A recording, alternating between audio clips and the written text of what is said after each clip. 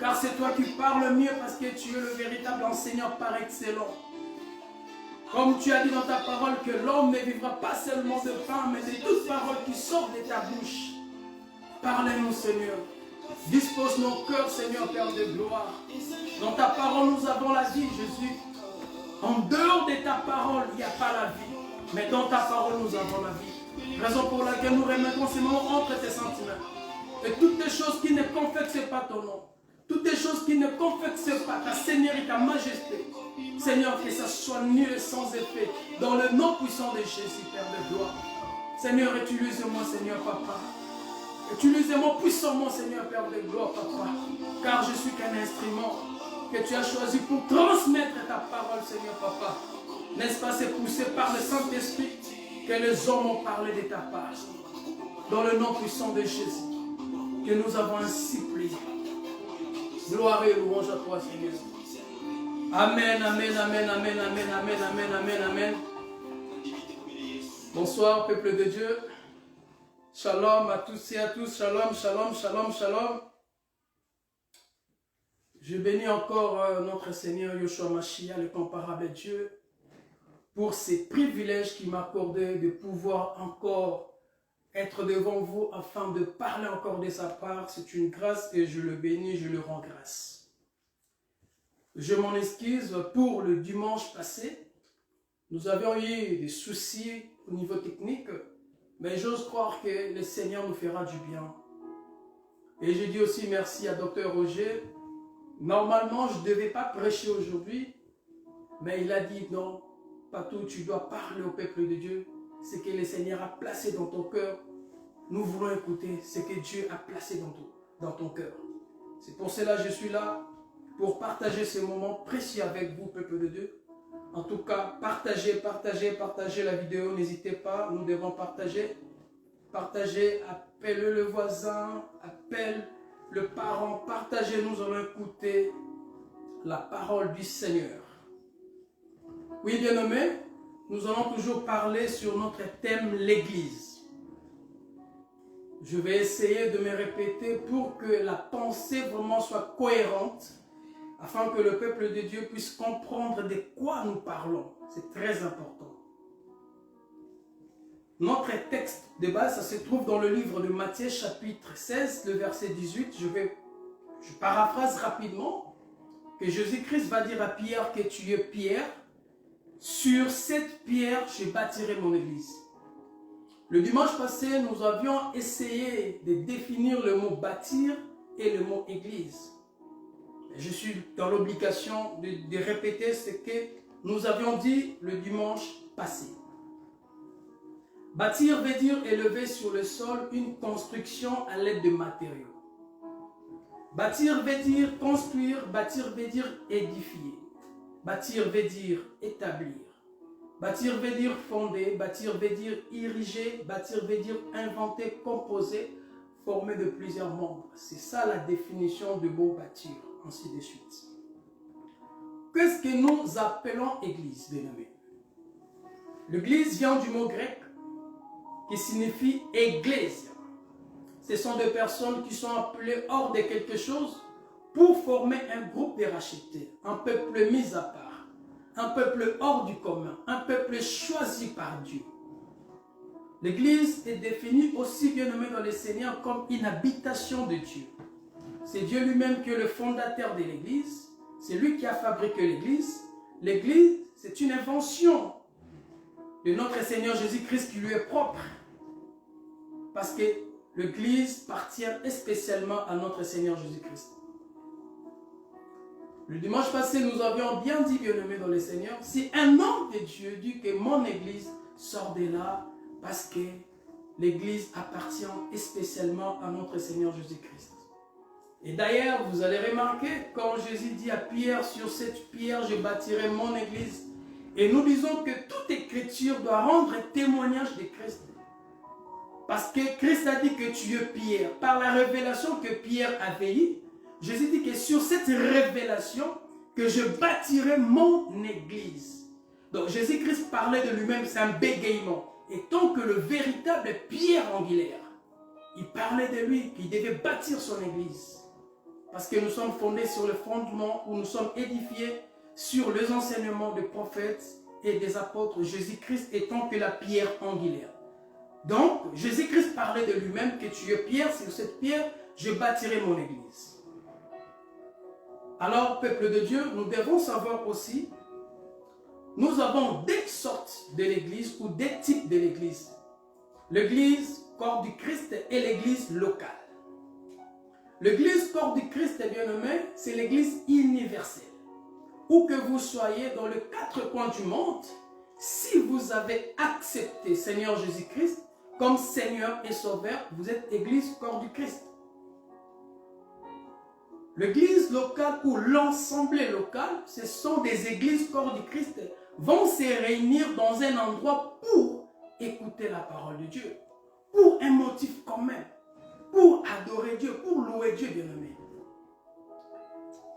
L'église locale ou l'assemblée locale, c'est un atelier de formation, là où nous sommes formés pour avoir la connaissance, comment marcher dans la foi. Et quand nous nous rassemblons, bien-aimés, dans le Seigneur, c'est pour aussi s'édifier mutuellement. Nous devons nous édifier mutuellement, bien-aimés, par les divers dons que le Seigneur a mis à chacun d'entre nous. Donc, l'église locale, bien-aimée, c'est juste un endroit où on peut localiser les gens qui viennent pour prier. C'est ça que nous disons, c'est l'église locale, bien-aimée, dans le Seigneur. Oui, bien-aimés, nous continuons toujours. Un bâtiment, ce n'est pas église corps du Christ. C'est ça que nous avions dit la fois passée. Mais nous devons faire très attention, bien-aimés. Ce n'est pas tous ceux qui viennent dans l'église locale ou dans les assemblées locales font partie du corps de Christ. Non, bien-aimés. Parce que dans les assemblées locales, bien-aimés, nous avons deux types de peuples. Nous avons les enfants ou de Dieu, ou les élus de Dieu, les enfants du royaume et les enfants de la perdition, les enfants du diable, bien-aimés. Dans nos assemblées locales. Raison pour laquelle il y a toujours des problèmes dans nos assemblées locales. Vous savez, il y avait un peuple ramassé. Ces peuples-là ont traversé la mer Rouge, mais ces peuples-là n'ont pas pu rentrer à Canaan parce qu'ils n'étaient pas prédestinés pour rentrer à Canaan. Il y a des gens qui viennent à l'église, qui fréquentent des assemblées. Ce n'est pas forcément si tu fréquentes une assemblée où tu prêches, où tu chantes, que tu fais partie dans le corps du Christ. Non, il y a des critères qui vont avec. Et d'ailleurs, notre Seigneur Jésus-Christ, il va dire dans le livre de Matthieu, chapitre 13, le verset 24 à 25, en disant, il va donner une parabole, que le royaume des cieux est semblable à une personne qui a semé la bonne semence dans son champ. Mais pendant que les gens dormaient, l'ennemi vint pour s'aimer la mauvaise semence, bien-aimé. Donc, nous disons que dans nos assemblées, il y a aussi le fils de la perdition, il y a aussi le fils du royaume. C'est pour cela, vous remarquerez aussi beaucoup de gens qui fréquentent les églises, mais quand nous regardons leur comportement, on se pose des questions. Est-ce qu'ils sont réellement nés de nouveau ou pas?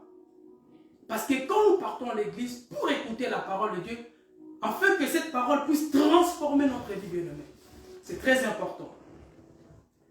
Bien-aimé, est-ce que prêcher dans l'église locale, l'assemblée locale ou dans des bâtiments, c'est un péché? Nous disons non, bien-aimé.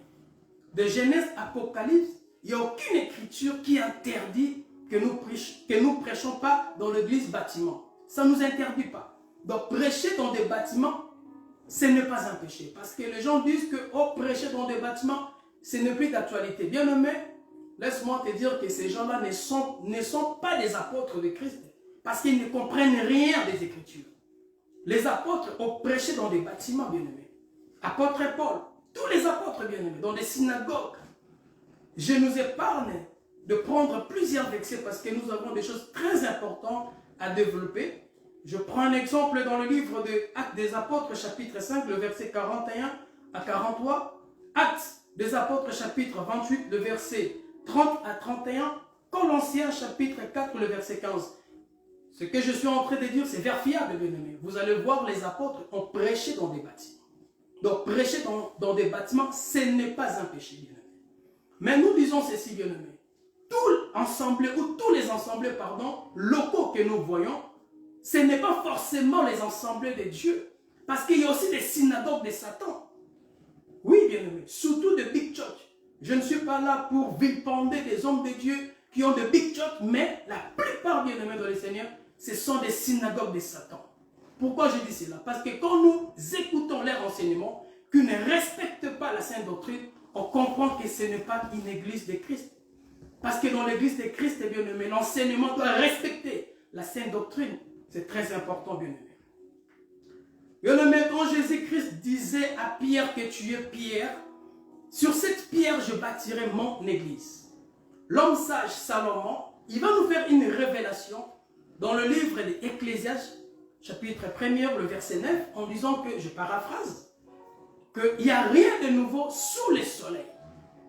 Donc, on comprend par là que tout ce que nous voyons, ce sont des choses qui ont déjà existé, parce qu'il n'y a rien de nouveau sous le soleil.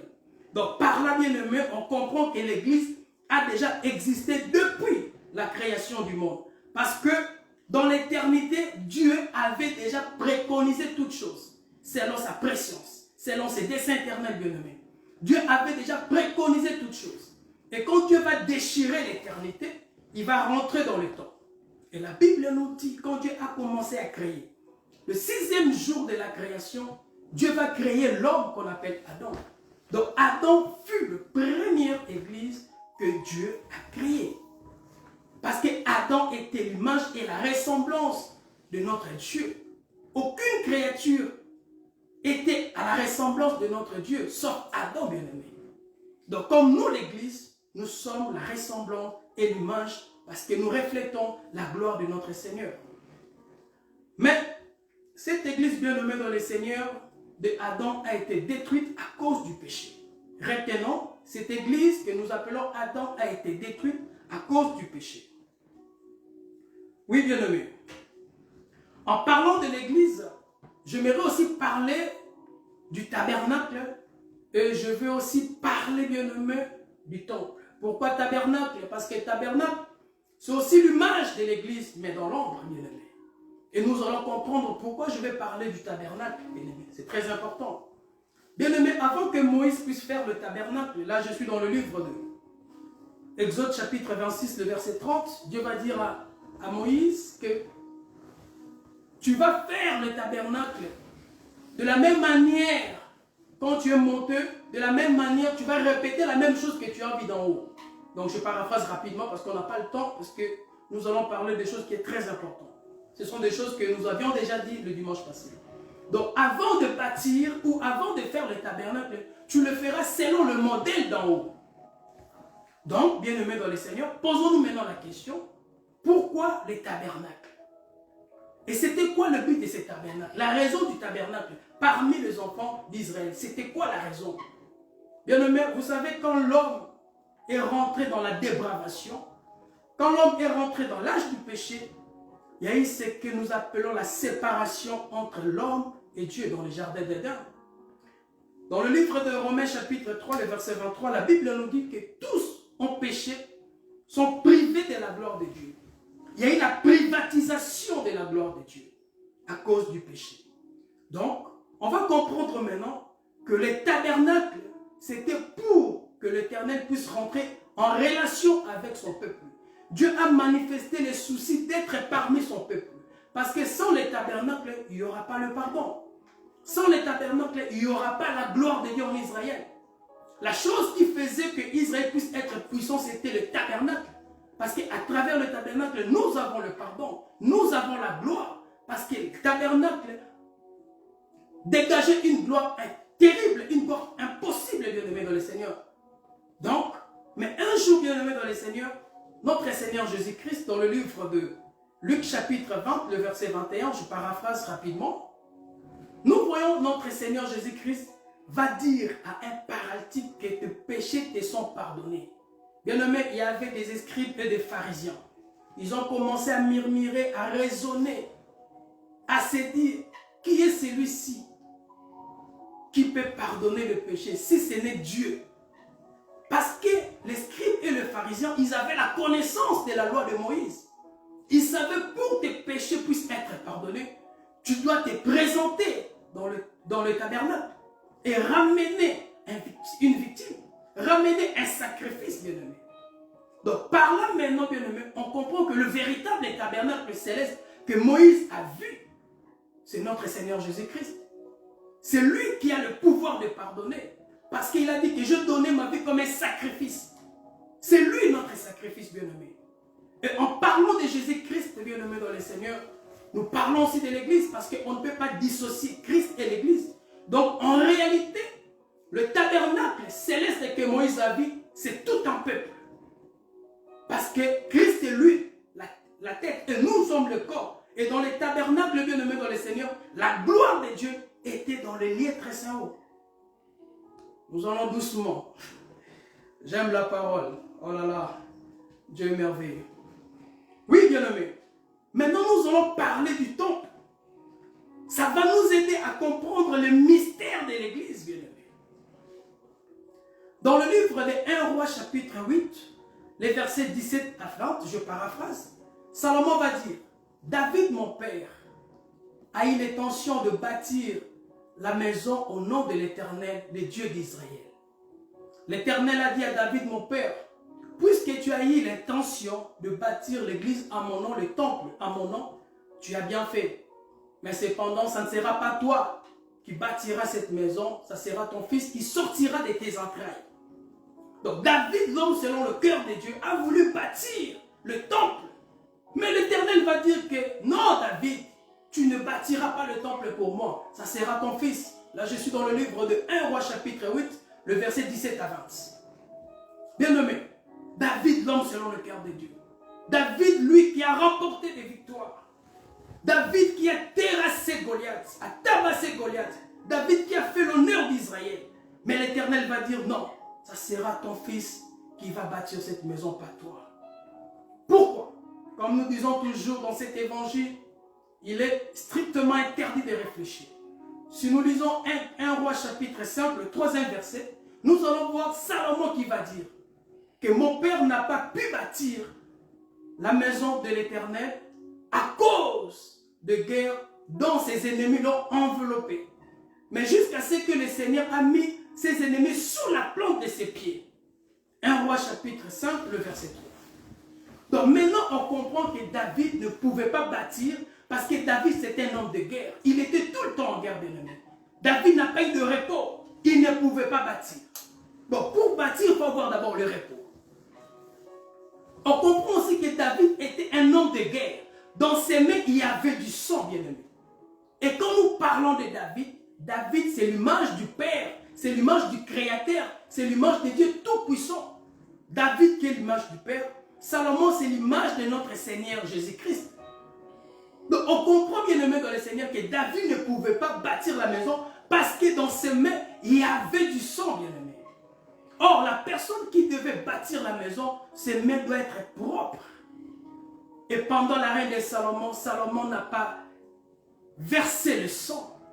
Salomon était capable de bâtir parce que Salomon, ses mains étaient propres, bien-aimés dans le Seigneur. Nous comprenons maintenant, bien-aimés dans le Seigneur, que le temps du matin, le Père, c'était la loi, bien-aimé. Or, la loi, c'est la condamnation. Apôtre Paul a dit que j'ai connu le péché à travers la loi. Or, le salaire du péché, bien-aimé, c'est la mort. L'église ne peut pas être bâtie parce que Christ a dit que les séjours des morts ne prévaudront point contre elle. Aussi longtemps il y a le péché qui règne, on ne peut pas bâtir l'église. Premier élément. Et deuxième élément, bien-aimé dans le Seigneur, dans le temps du matin, le Saint-Esprit n'était pas permanent dans la vie des gens, dans la vie du peuple. Tout le monde n'avait pas le Saint-Esprit, c'était uniquement pour les sacrificateurs. Et ce n'était pas permanent non plus. Mais pour être une église, il faut que tu puisses avoir le Saint-Esprit à toi. Parce que c'est le Saint-Esprit qui témoigne à notre esprit que nous sommes les enfants de Dieu, bien-aimés. Bien-aimés, dans le livre de Matthieu chapitre 5, le verset 17, Jésus-Christ va dire que je ne suis pas venu pour abolir la loi, mais pour l'accomplir. Jésus-Christ accomplit la loi sur la croix de Golgotha. Mais quelle loi? Parce que nous avons 3 courants, bien aimés. Nous avons la loi cérémonielle, nous avons la loi civile Et nous avons la loi morale. Notre Christ, le roi, accomplit la loi cérémoniale, bien-aimé, sur la croix de Golgotha. Et nous disons que sur la croix de Golgotha, c'est là aussi que l'Église est née. Sur la croix de Golgotha, nous voyons maintenant le changement du sacerdoce, bien-aimé. C'est pour cela que Jésus-Christ disait que je bâtirai mon Église dans le futur. Parce que aussi longtemps le Père est vivant, le Fils ne peut pas bâtir la maison. Aussi longtemps la loi de Moïse est en vigueur, on ne peut pas bâtir une église, bien-aimée dans le Seigneur. C'est impossible parce que le péché régnait sur le peuple. Très important, bien-aimé. Le Père devait mourir pour que le Fils puisse bâtir la maison. Mais bien-aimé, mais c'est le Père qui va faire des préparatifs. Il doit rassembler tous les matériaux pour son Fils. Donc on comprend par là que le temps du Fils, c'est le temps de l'accomplissement, bien-aimé. Et tous les matériaux que le Père a rassemblés, bien-aimés, nous disons c'est tous les prophètes du temps du matin que notre éternel Dieu désormais a envoyés. Parce que tous les prophètes testaient déjà la gloire et la souffrance. Pourquoi la souffrance? La souffrance que Christ devait avoir pour son Église, pour bâtir son Église, il devait souffrir. Et la gloire que Christ va laisser à son Église, bien-aimé. Et ce qui est encore très important, le Père, il va choisir l'endroit où on va bâtir le temple. Ce n'est pas le Fils qui choisit, mais c'est le Père. Là, je suis dans le livre de 2 Chroniques, chapitre 3, le premier verset. À Morija Erdorna, bien-aimé. Oh, Morija Erdorna, c'est un endroit choisi. C'est pour cela que Christ a dit que nul ne peut venir à moi sans que l'esprit de la Père l'attire. C'est le Père qui choisit, bien-aimé. Ce n'est pas le Fils, mais c'est le Père qui choisit. Bien-aimé dans le Seigneur, Salomon il va commencer maintenant à construire le temple. Aujourd'hui, le temple que nous parlons, ce n'est plus un temple physique, mais ce temple est devenu spirituel, bien-aimé. Ésaïe 66, premier verset. Le ciel est mon trône, la terre est mon marchepied. Quelle maison vous me bâtirez? Cela déjà préfigurait le véritable temple qui est notre Seigneur Jésus-Christ. Parce que Christ a dit, détruisez-moi ce temple et je le rebâtirai dans 3 jours. Il parlait de son corps, le véritable temple, bien-aimé. Oui, bien-aimé. Maintenant, nous allons voir comment Salomon a commencé maintenant, bien-aimé, à construire le temple. Et plusieurs éléments que Salomon a utilisés, plusieurs matériaux que Salomon a utilisés.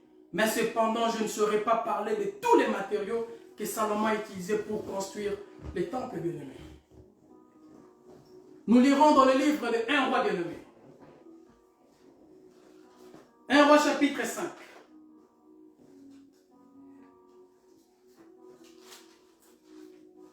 1 roi chapitre 5. Rapidement, bien-aimé, 1 roi chapitre 5.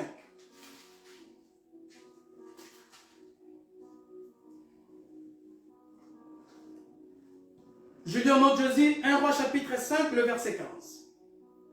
Salomon avait encore 70 000 hommes qui taillaient, non, 70 000 hommes qui portaient les fardeaux et 80 000 qui taillaient le pierre dans la montagne. Le pierre qu'on taillait ici, c'était pour bâtir le temple, bien-aimé. Nous parlons aussi de la chiffrologie de Dieu, très important. Écoutez-moi très bien, bien-aimé, attentivement. Salomon avait encore 70 000 hommes qui portaient les fardeaux. Quand nous parlons de 70 000 hommes, nous voyons le chiffre 7. Or, le chiffre 7, c'est la perfection. Donc, les gens qui portaient les fardeaux. Or, la personne qui a porté nos fardeaux, c'est notre Seigneur Jésus-Christ. Lui qui est parfait, c'est lui le véritable chiffre 7. C'est lui qui était capable de porter nos fardeaux. Venez à moi, vous tous qui êtes fatigués, chargés, je vous donnerai du repos. Le châtiment qui nous donne la paix est retombé sur lui. C'est lui qui était capable parce qu'il est parfait. C'est lui le chiffre 7. Et la Bible nous dit encore 80 000 qui taillaient le pierre. Qui taillaient le pierre dans la montagne. Or, quand nous parlons de 80 000, nous voyons le chiffre 8, bien-aimé dans le Seigneur. En parlant du chiffre 8, bien-aimé, nous voyons l'éternité. Et n'oublions pas que David était le 8e de sa famille. Donc, le pierre qu'on taillait, bien-aimé dans le Seigneur, c'était depuis l'éternité, bien-aimé. Nous allons parler de l'éternité. Pourquoi le pierre qu'on utilisait pour construire les temples devait être taillé sur la montagne? C'est ça la problématique. Non sur la vallée, non sur la plaine. Parce que quand nous parlons de la montagne, bien-aimé, nous voyons le sommet de la montagne, nous voyons la vallée, nous voyons la plaine. Il y a un pourquoi. Si tu n'es pas taillé sur la montagne, bien-aimé, tu ne pourras pas être parmi les pierres qui vont construire le temple, bien-aimé. Quand je parle de temple, le véritable temple, c'est le corps de notre Seigneur Jésus-Christ. Nous allons parler maintenant avec notre frère apôtre Paul. 1 Corinthiens. 1 Corinthiens 12.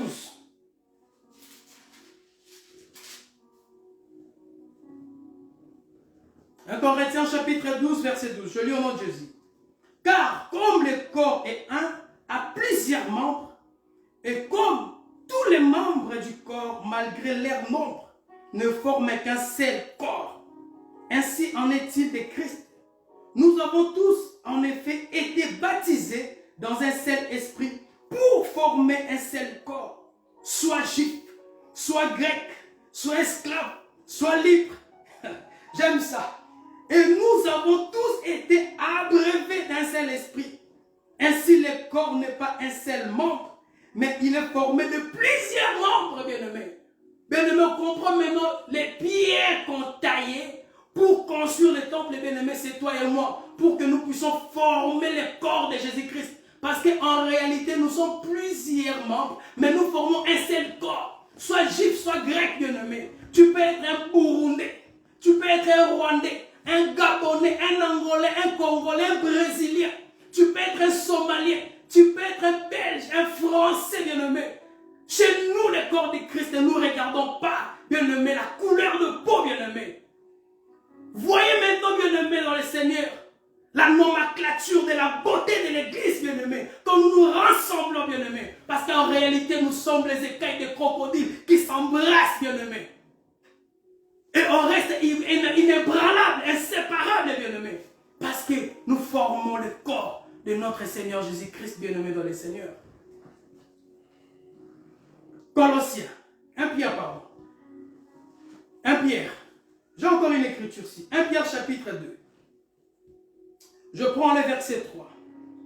Si vous avez goûté le Seigneur, et bon, approchez-vous de lui, pierre vivante, rejeté par les hommes, mais choisi et apprécié devant Dieu. Et vous-même, comme des pierres vivantes, édifiez-vous pour former une maison spirituelle, un saint sacerdoce, afin d'offrir des victimes spirituelles agréables à Dieu par Jésus-Christ, bien-aimé dans le Seigneur. Nous sommes des pierres vivantes, bien-aimés. Mais pour que nous formons ce corps spirituel qui est le corps de notre Seigneur Jésus-Christ, nous devons être taillés.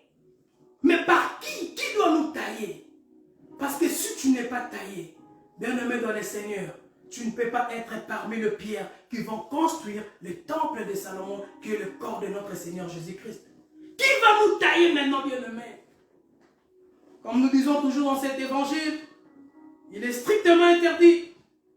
Ésaïe. Ésaïe va nous aider. Ésaïe 51. J'aime la parole. Le merveilleux, ce grand Dieu. Ésaïe 51. Je prends le premier verset. Écoutez-moi, vous qui poursuivez la justice, qui cherchez l'Éternel, portez le regard sur les rochers dont vous avez été taillés. Ah, j'aime la parole. Donc, c'est les rochers qui doivent nous tailler. Mais c'est qui ces rochers-là, bien-aimés? Ici, je suis en train de jongler. Qui doit nous tailler, bien-aimés? C'est les rochers. Mais c'est qui ces rochers-là? Ici, on ne fait pas de boules. Non, non. Interdit de bouler. Je vais parler avec l'apôtre Paul. Ah, mon grand frère Paul. Je l'aime, cet homme. Écoutez. 1 Corinthiens chapitre 10, je prends le verset 4. Et qu'ils ont tous bu le même breuvage spirituel. Car ils buvaient à un rocher spirituel qui le suivait. Et ce rocher était Christ. Donc en réalité, c'est Christ qui doit nous tailler parce que c'est lui le véritable rocher. Je prends encore une écriture, bien aimé. Apocalypse. Apocalypse chapitre 2. Non, 4. Apocalypse chapitre 4. Je prends le deuxième verset, je lis au nom de Jésus. Aussitôt, je fus saisi par l'Esprit, et voici, il y avait un trône dans les cieux. Et sur ce trône, quelqu'un était assis. Celui qui était assis avait l'aspect d'une pierre de jaspe et de sardoine. Et le rocher, et le trône, était environné d'un arc-en-ciel, bien-aimé. Donc la personne qui doit nous tailler, il doit être dans le ciel. Or, quand nous parlons du ciel, nous voyons, bien-aimé, la montagne. La montagne, c'est là où Moïse a vu les tabernacles célestes. C'est notre Seigneur Jésus-Christ, bien-aimé dans le Seigneur, qui doit nous tailler. Or, Jésus-Christ, c'est lui la parole. Bien-aimé, nous devons être taillés par la parole, bien-aimé dans le Seigneur. Bien-aimé, le fait que nous sommes taillés sur la montagne, quand nous descendons, bien-aimé dans le Seigneur, bien-aimé sur la terre, nous devons manifester le caractère du ciel. Nous devons manifester le caractère du royaume. Nous devons manifester le comportement du royaume. Parce que nous sommes taillés sur la montagne, bien-aimé dans le Seigneur. Nous ne sommes pas taillés n'importe où, mais nous sommes taillés sur la montagne, bien-aimé. Parce que le véritable rocher nous a taillés sur la montagne, bien-aimé dans le Seigneur. Il nous a tirés dans la force, bien-aimé. Parce qu'on était sans forme. C'est lui le véritable potier, bien-aimé. Nous sommes des archives, bien-aimé. Il doit nous tailler, donner nous un forme voulu par sa grâce, bien-aimé dans le Seigneur. Pour que nous puissions être parmi les membres du corps de Christ, nous devons être taillés par la parole de Dieu. Mais bien-aimé, aujourd'hui, bien-aimé, beaucoup de chrétiens ne veulent pas être taillés par la parole de Dieu. Beaucoup de chrétiens refusent d'obéir, bien-aimé, à la parole de Dieu. Nous refusons d'être taillés par la parole. Bien-aimé, dis-moi, par quel mécanisme tu veux que tu puisses être parmi les pierres qui vont former ce temple qui est le corps de notre Jésus-Christ si tu ne veux pas être taillé? Nous devons être taillés. Nous devons obéir à la parole de Dieu, bien-aimé, dans le Seigneur. Nous devons être taillés, bien-aimé. Mais beaucoup de chrétiens refusent d'être taillés. Bien-aimé, n'oublions pas que nous avons un corps, bien-aimé, adamique. Cet corps est toujours attiré par le péché, bien-aimé, dans le Seigneur. Nous sommes toujours attirés par le bien-aimé. Le péché, c'est une chevelure. Tu coupes aujourd'hui, demain, ça va repousser. Donc la parole de Dieu doit nous tailler tous les jours de nos vies, bien-aimé. Il faut que la parole nous taille. Très important, bien-aimé. Tous les jours, bien-aimé, dans le Seigneur. Je prends une écriture dans le livre de Colossiens. Colossiens chapitre 3. Regarde, écoute bien, bien-aimé. Regarde ce que la Bible nous dit. Faites donc mourir ce qui est dans vos membres et terrestres. La débauche, l'impureté, les passions, les mauvais désirs et la cupidité, qui est une idolâtrie. C'est à cause de ces choses que la colère de Dieu vient sur le fils de la rébellion, bien-aimé dans le Seigneur. Bien-aimé dans le Seigneur, nous devons faire mourir le membre de nos corps qui nous attire vers le mal, bien-aimé. C'est pour cela l'apôtre Paul a dit que je tiens assis, je tiens mon corps et je les traite durement, bien-aimé. Nous devons traiter ce corps durement. Parce que ce corps, bien-aimé, ça nous empêche de voir la gloire de Dieu. Ça nous empêche de faire des choses bien. Ça nous empêche de marcher à la crainte de la parole de Dieu. C'est pour cela que nous devons être taillés tous les jours, bien-aimé. Mais bien-aimé, ce qui est dommage, parmi les enfants de Dieu, nous voyons ce genre de comportement. Si nous prétendons être une église, bien-aimée, une épouse de Christ, bien-aimé, nous ne devons pas pratiquer ce genre de choses. Si tu pratiques ce genre de choses, bien-aimé, tu n'as pas été taillé sur la montagne. Tu n'as pas été dans le conseil de Dieu. Tu as été taillé sur la plaine. Quand je parle la plaine, ce sont des enseignements qui te poussent à manifester les œuvres de la chair. Les enseignements diaboliques, sataniques, bien-aimés dans le Seigneur. Les enseignements qui ne transforment pas l'homme intérieur. Les enseignements que nous écoutons, que nous aimons, la prospérité, la bénédiction, c'est bien beau. Mais bien aimé, nous devons préparer l'église à la rencontre de son époux. Raison pour laquelle la parole doit nous tailler. Nous devons parler de la sanctification, bien aimé. Parce que nous sommes une épouse de Christ, bien aimé dans le Seigneur. C'est très important, bien aimé dans le Seigneur. Oui, cher peuple de Dieu. Le pierre qu'on taillait dans la montagne qui est le ciel pour construire le temple et dans la révélation nous disons c'est tout un peuple qui vient d'en haut pour former le corps de Christ sur la terre. Comme nous venons du ciel, nous allons retourner au ciel, bien-aimés. Les enfants d'Israël ont quitté Canaan pour aller en Égypte. Ils devaient retourner, bien-aimés. Nous devons retourner. Parce que nous sommes un peuple prédestiné selon le bon plaisir de sa volonté. Ephésiens chapitre 1er, le verset 3-5, bien-aimés. Bien-aimés, c'est quoi maintenant le rôle de l'église sur la terre? Je ne parle pas de l'église bâtiment, mais je parle de toi, bien-aimé. C'est quoi ton rôle sur la terre? Pourquoi tu es sur la terre? Pose-toi des questions, bien-aimé. Premièrement, Jésus-Christ a dit, allez dans toutes les nations, faites mes disciples. Nous sommes dans la continuité, bien-aimé, dans le Seigneur, pour faire les disciples de Christ, bien-aimé. Est-ce que tu évangélises pour la gloire de Dieu? Évangéliser, ce n'est pas forcément passer dans des médias, non. Par ton comportement, tu peux évangéliser. Tu peux évangéliser par ton comportement. Est-ce que tu parles de Christ? Il y a des chrétiens, quand tu es chez le païen, tu deviens païen. Tu ne parles pas de Christ, bien-aimé. C'est Christ. Bien-aimé, nous devons manifester la gloire de Dieu. Une église doit manifester la gloire de Dieu, bien-aimé, sur la terre. Le fait que tu as la gloire de Dieu en toi, bien-aimé, dis-toi qu'en toi, il y a la guérison. Tu as la gloire de Dieu. En toi, il y a la prospérité. Tu n'as pas besoin de prier pour être prospère. En toi, il y a la prospérité. La prospérité que je ne parle, ce n'est pas le bien matériel. Parce que le diable aussi peut te donner le bien matériel. Mais la prospérité que nous parlons, c'est la vie de sanctification. Envoie Christ à toi pour manifester la gloire de Dieu. Nous devons manifester la gloire de Dieu. Nous devons manifester la gloire de Dieu, bien-aimé. C'est pour cela que David a dit que le malheur enterre souvent le juste, mais l'Éternel en délivre. Mais l'Éternel, il peut qu'en délivrer. Il n'a pas le choix. Parce que tu es juste, tu dégages la gloire de Dieu, bien-aimé. Si tu es malade, la gloire que tu as, cette gloire-là fera en sorte que tu puisses être guéri. Parce que tu as la gloire de Dieu, bien-aimé. Nous devons dégager la gloire de Dieu. Nous devons manifester la gloire de Dieu, bien-aimé. Et bien-aimé, la Bible nous dit encore quoi? Nous sommes les sels de la terre. Matthieu 5.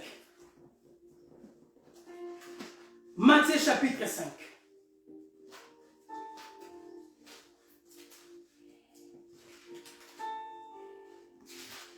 Matthieu chapitre 5, bien-aimé. Je prends le verset 13. Vous êtes le sel de la terre. Mais si le sel perd sa saveur, à quoi la lui rendra-t-on? Il ne sert plus qu'à être jeté dehors et foulé aux pieds par les hommes, bien-aimés. Bien-aimés dans le Seigneur, nous sommes le sel de la terre.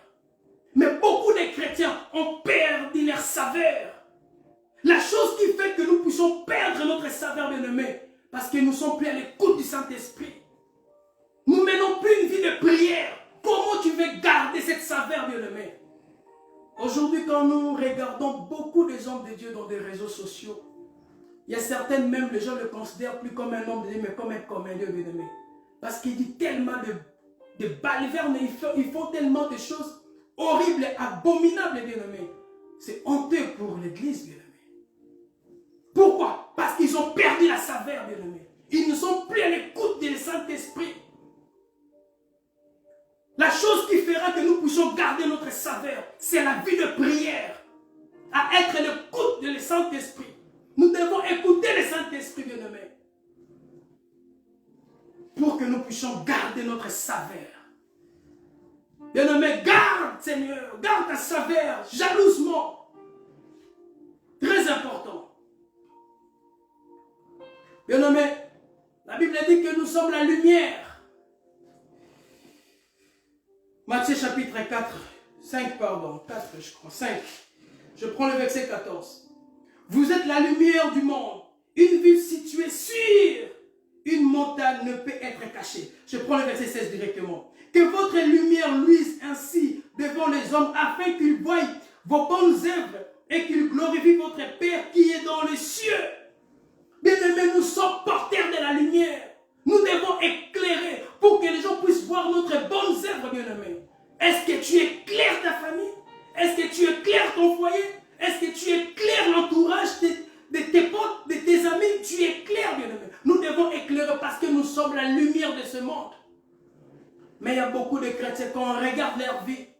pose des questions parce que nous voyons les ténèbres qui règnent dans vos vies. Et quand les ténèbres règnent dans vos vies, bien-aimés, nous voyons le vu de péché parce que les ténèbres, c'est le péché. Notre Seigneur Jésus-Christ nous a transportés dans son royaume de la lumière, bien-aimés. Nous devons éclairer. Et voilà pourquoi j'aime ça.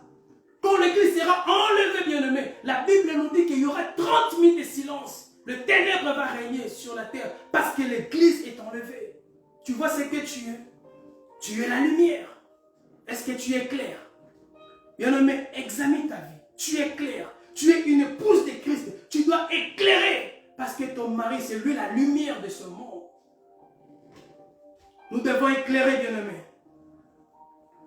Nous devons éclairer, bien-aimé. Bien-aimé, le rôle de l'Église, c'est pour impacter le monde. Comment nous pouvons impacter le monde? Ce n'est pas par le bien matériel. Ce n'est pas par des voitures, par de non, bien-aimé. Nous devons impacter le monde par notre comportement, notre langage, notre façon de faire des choses, notre attitude, bien-aimé, dans le Seigneur. Nous devons impacter le monde, bien-aimé. Oui, bien-aimé. Il y a plusieurs choses que nous pouvons parler de ces choses. Alors, bien-aimé, faisons une rétrospective. Remettons-nous en question, bien-aimé. Quel outil utilises-tu pour impacter, bien-aimé, le monde? Que ce soit dans ta famille, dans le lieu où tu travailles, dans le lieu professionnel. Quel outil tu utilises, bien-aimé, pour impacter, bien-aimé, dans le Seigneur? Nous devons impacter. Et la Bible dit que nous sommes la lumière de ce monde. Oh, bien-aimé, nous devons impacter. Nous allons prendre une écriture dans le livre des Éphésiens. Supportez-moi. Ça sera peut-être notre dernière écriture que nous allons prendre pour aujourd'hui. Peut-être. Éphésiens chapitre 5. Éphésiens chapitre 5. Je prends le verset 22, je lis au nom de Jésus. Femme, que chacun soit soumise à son mari, comme au Seigneur. Car le mari est le chef de la femme, comme Christ est le chef de l'Église, qui est son corps et dont il est le sauveur. Or, de même que l'Église est soumise à Christ, les femmes aussi doivent l'être à leur mari en toutes choses. Mari, que chacun aime sa femme, comme Christ a aimé l'Église. Il s'est livré lui-même pour elle, afin de la sanctifier en la purifiant et en la lavant par l'eau de la parole, pour faire paraître devant cette Église, pour paraître devant lui cette Église glorieuse, sans tache, ni ride, ni rien de semblable, mais saint et irréprochable. C'est ainsi que le mari doit aimer sa femme comme son propre corps. Celui qui aime sa femme s'aime lui-même. Car jamais personne n'a haï sa propre chair, mais il la nourrit et en prend soin. Comme Christ le fait pour l'Église. Parce que nous sommes le membre de son corps. C'est pourquoi l'homme quittera son père et sa mère, s'attachera à sa femme et les deux deviendront une seule chair. Mais écoutez bien aimé, très important, écoutez ceci. Ce mystère est grand, je dis cela par rapport à Christ et l'Église. Parole du Seigneur. Waouh! Bien aimé, avant d'abord d'expliquer, d'extrapoler, j'aimerais parler à une sœur qui me regarde. Et j'aimerais aussi parler à un frère qui me regarde. Bien aimé, la Bible nous dit que femmes soyez soumises. Comme l'Église est soumise à Christ. Je vais parler d'abord. Oui, ma sœur, même si tu gagnes 15 000 € par mois et que ton mari gagne, ici je suis vraiment en mode doctrinal, terre à terre. Même si tu gagnes 15 000 €, ma sœur, écoute-moi bien, et que ton mari gagne 500 €, tu dois être soumise à ton mari. C'est la parole de Dieu. Il n'y a pas à négocier, bien-aimé. Nous devons respecter la parole de Dieu. Si réellement tu es la fille d'Abraham, tu dois respecter la parole de Dieu. Bien-aimé dans le Seigneur, n'épouse jamais une femme qui n'est pas soumise. Une femme insoumise, bien-aimée, elle n'est pas mariable. Une femme insoumise, bien-aimée, elle n'est pas mariable. Elle n'est pas épousable, bien-aimé dans le Seigneur. Parce que tu vas pleurnicher.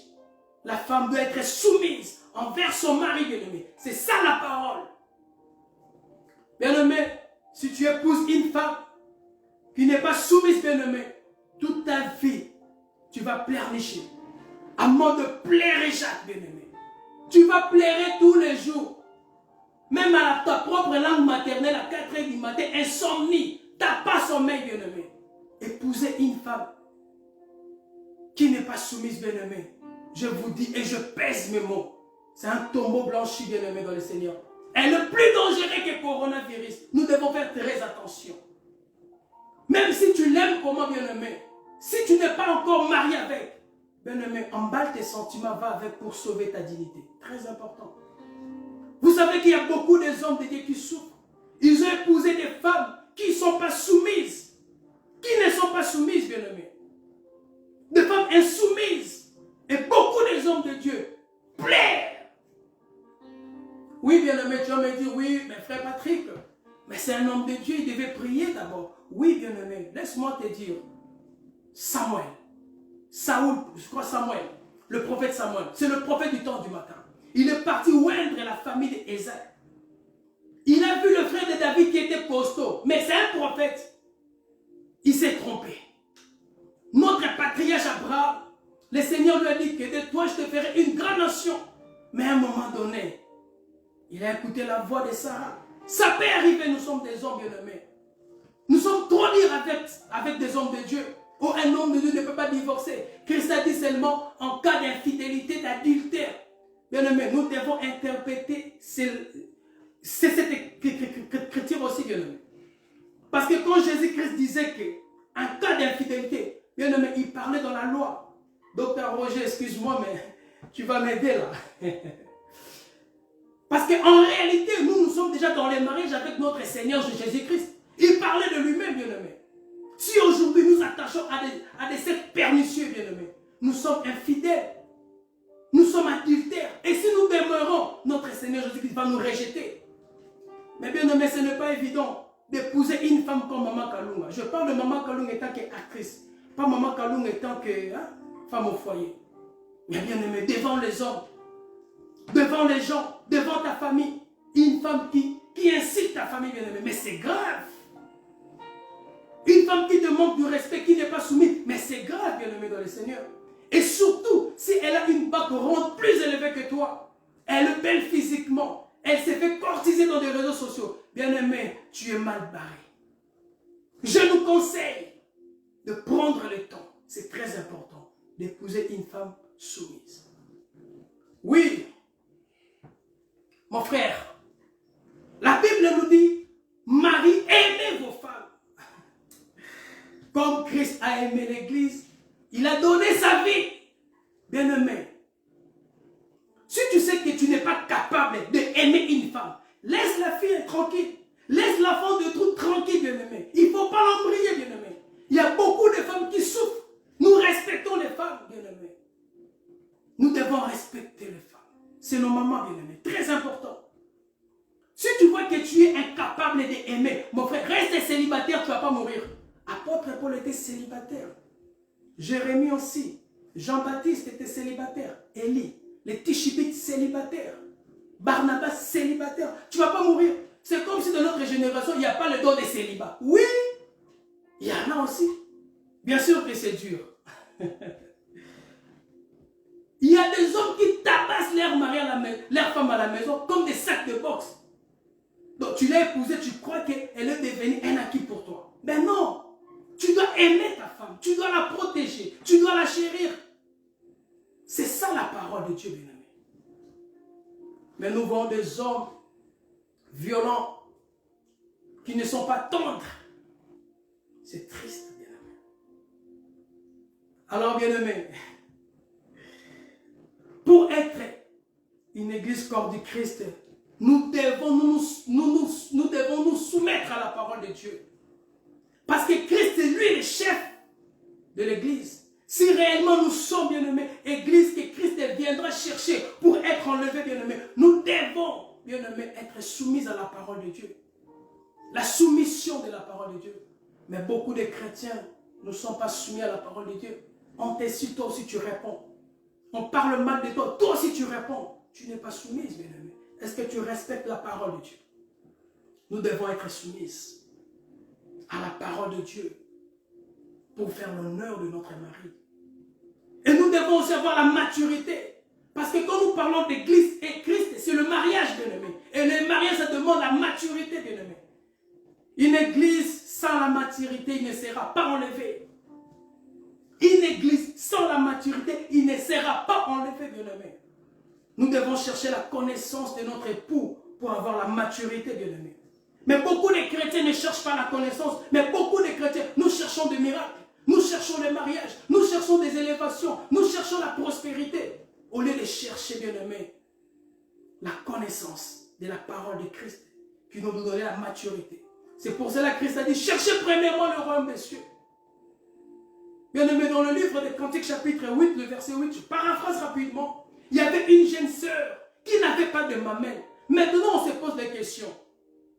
Le jour où on va la chercher, point d'interrogation, on comprend que le jour où on va la chercher pour les mariages, est-ce que cette jeune fille, elle sera capable de rentrer dans le mariage? Nous disons non. Et cette fille, c'est l'image de l'église qui n'a pas la maturité. Et aujourd'hui, beaucoup de chrétiens, ils n'ont pas la maturité.